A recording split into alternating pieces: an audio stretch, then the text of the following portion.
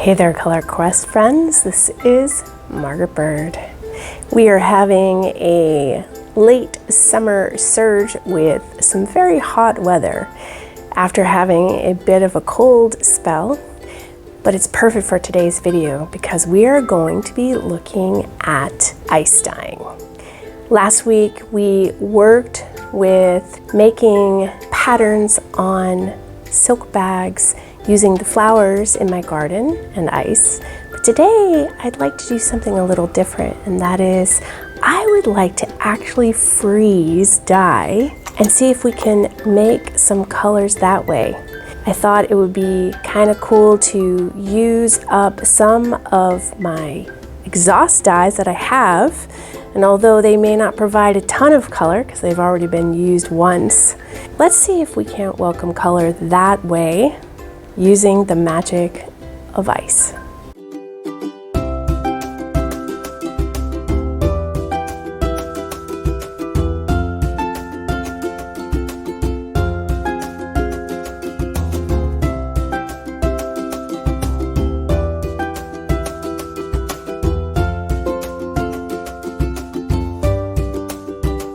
So ice and natural color have a really special place in my heart, and that is when I first started working with natural colors, I was doing just that. I was freezing colors so that I could go out into the world and place ephemeral installation. Here on my website, you can click in and just spend some time looking at how amazing natural color is when it's in a frozen state. So freezing my exhaust dyes today is kind of like poking into that memory for me. And in fact, I'm going to be off very soon to do some more ephemeral installation with ice. So keep an eye out for that in the future. The results of last week's ice dyeing using the flowers from my garden was really remarkable on silk. And silk is always pretty spectacular when it comes to natural color. If you haven't seen that video, go back and check it out. But let's just dive in today and get to freezing some of these exhaust dyes and seeing what they might do for us today on cotton. Might as well mix it up, right?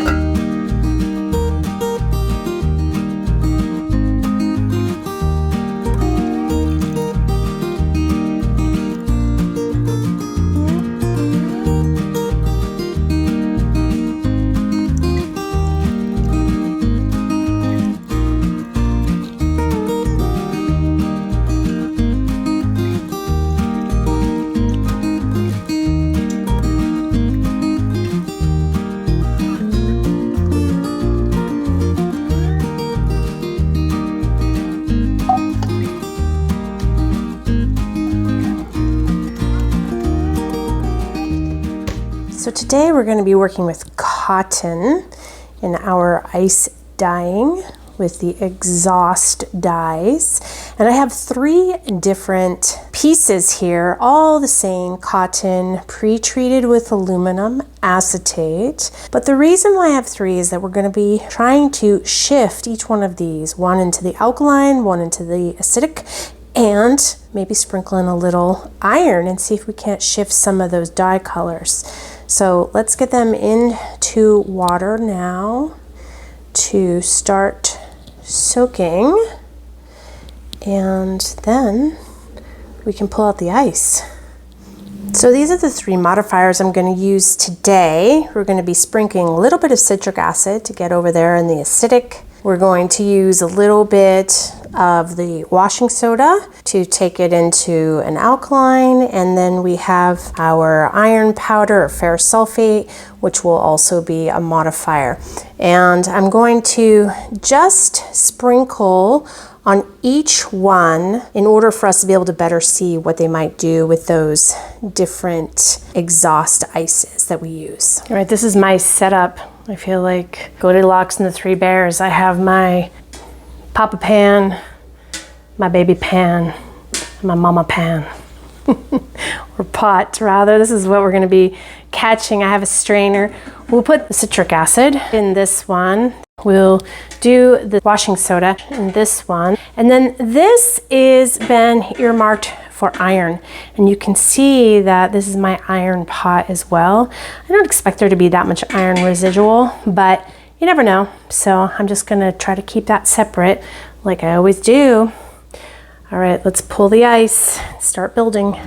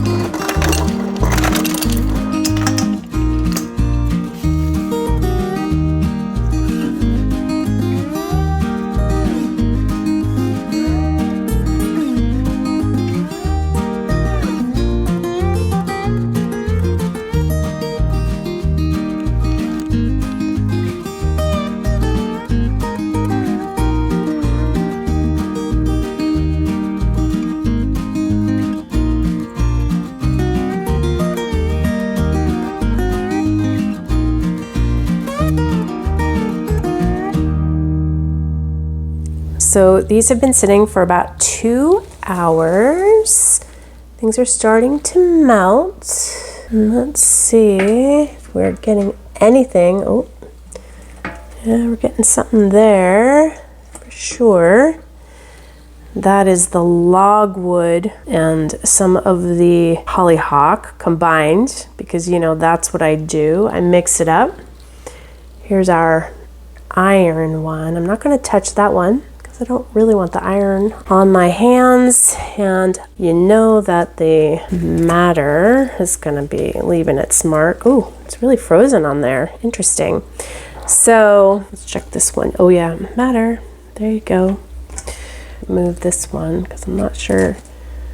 We got something going there for sure. All right, I need to stop poking around. Just let it do its work. All right, we've let this sit overnight. All the ice has melted, and of course, you know, with ice cubes, sediment always settles to the bottom, right? So there are areas of here that had more pigment on them than not. And at the same time, this is exhaust, so we don't have a ton of excess pigment necessarily.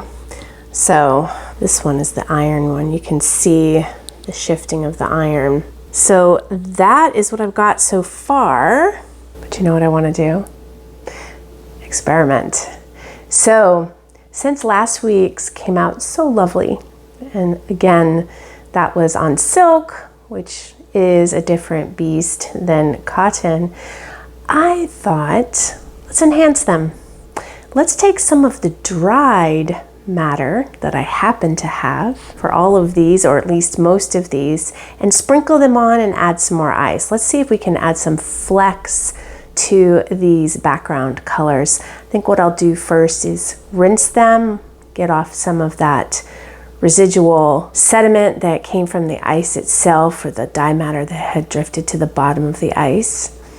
And then for the cosmos, I don't have dried, so I think I will choose one of my other dried flowers, like maybe calendula or Dyer's chamomile, Same for the Marigold, don't have that.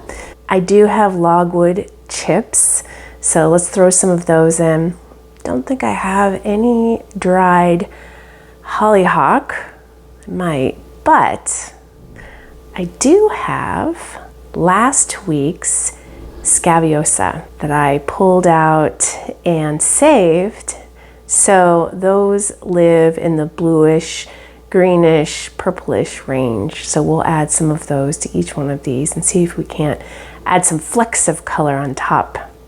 So I just wanted to show you after I rinsed these, we did get some very light but color in all of the places that we had the ice, and obviously the madder was very strong, as was the Marigold. This could be the Marigold or the Cosmos, I'm not sure.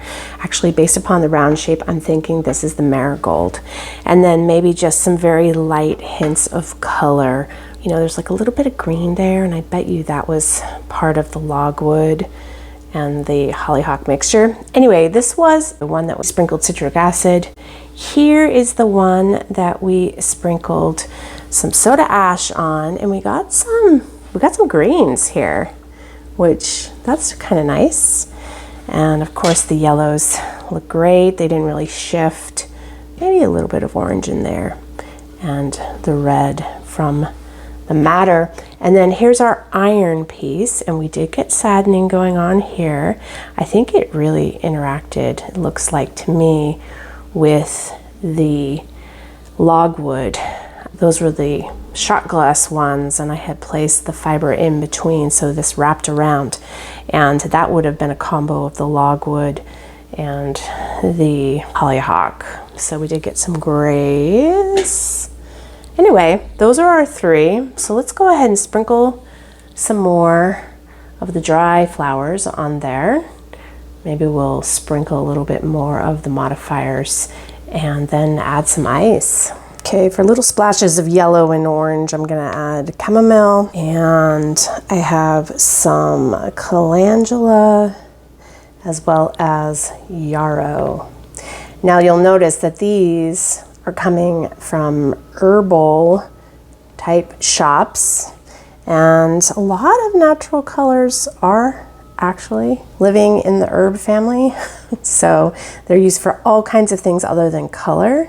So I will buy from these places when I want to get them, sometimes out of season or for less money. Sometimes that can happen. I have logwood chips, of course, and look at what I found, a tiny bit of black hollyhock. I won't use much, maybe just crumble one or two of those up. So I'm going to put in some madder. I do have the root. Typically you would let this soak for a couple of days, so I'm not sure. Maybe I'll take some of the tiniest pieces. I have done an echo print using these with water, and it's worked. However, I do have some ground madder root as well, but I don't think I want to use that. So we'll maybe stick with this. Or the scabiosa, and look, I just put them out on a paper towel and they're giving their color already, so I know that's gonna work. Let's get those in there.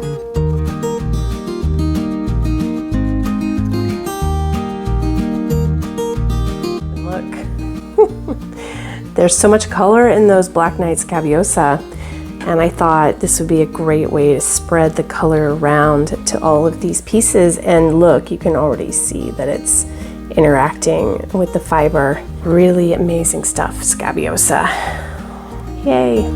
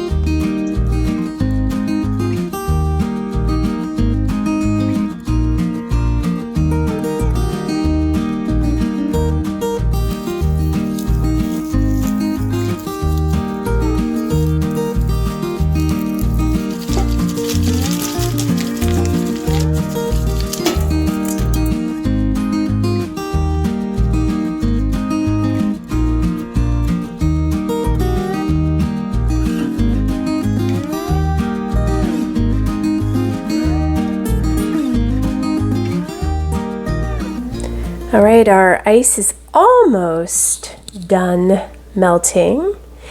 And something that I noticed in all of them was sort of what I suspected.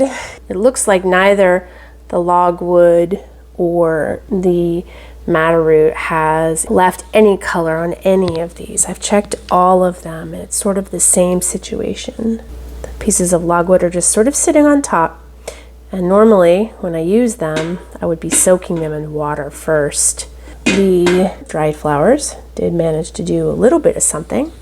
So I would say for wood, you probably can't do it with the ice method, or at least I didn't succeed in that. You can see there too, logwood just hanging out, not doing anything.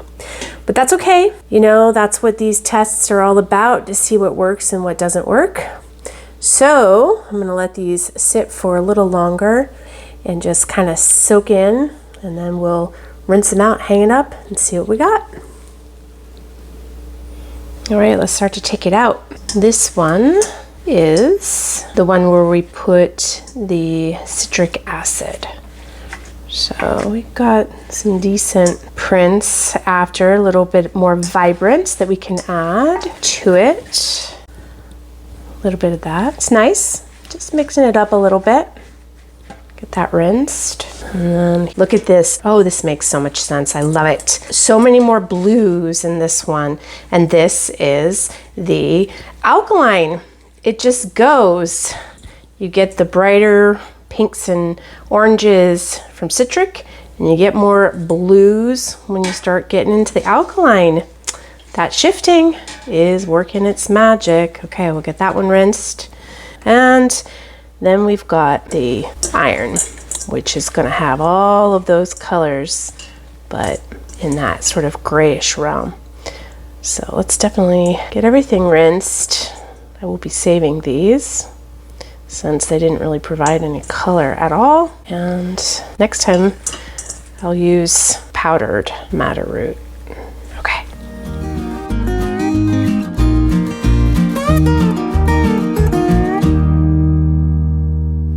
So let's take a quick peek at what those 3 different versions of this ice dyeing looks like after they've dried.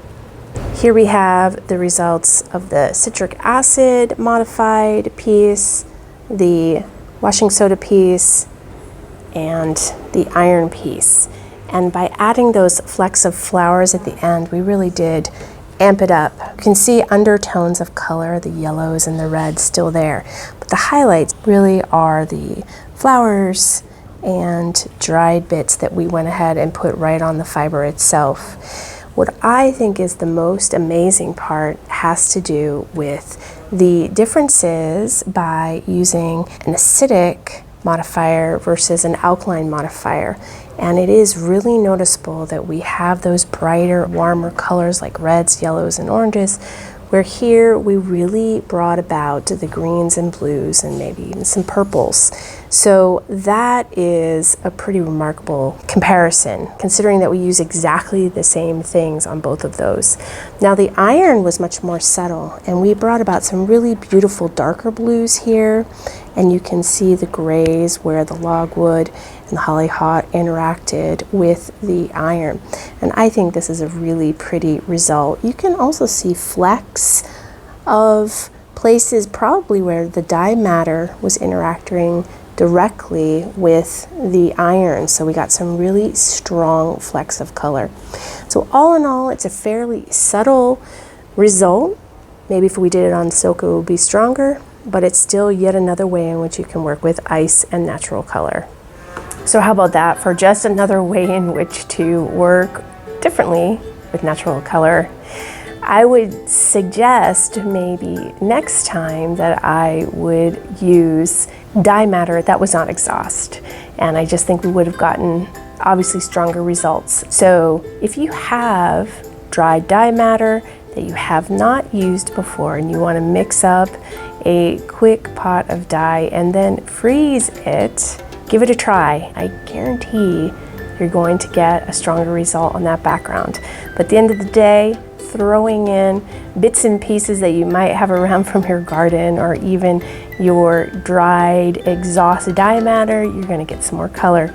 Those scabiosas are just amazing. They just keep on giving. So next week on Color Quest, it's time to start traveling. And I would like to take you to my annual visit to Idaho, where I would like to look at the pine needle as a way in which we might be able to make some botanical prints. So join me on that trek in one of my favorite places in the world. Have a wonderful week, and I can't wait to see you next Friday.